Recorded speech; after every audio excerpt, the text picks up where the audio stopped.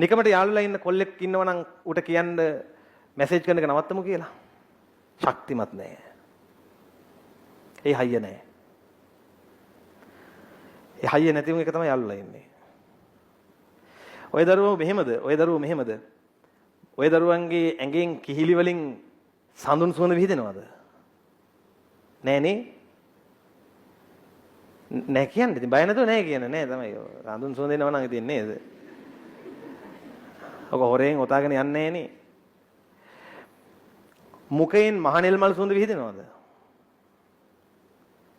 බය නැතුව කියන්නේ. ඇඟ රත්තරන් පාටද? රන්වන් පැහැයද? ප්‍රතිබිම්බයක් සේදිස් වෙනවද ඔය දරුවෝ? ඔයාලා දන්නවද? එහෙම කෙනෙක් අතහැර ගියා බෝසතන් වහන්සේ. අන්න පුරුෂ වීරිය. එච්චර කෙනෙක්ව අතහැරලා ගියා.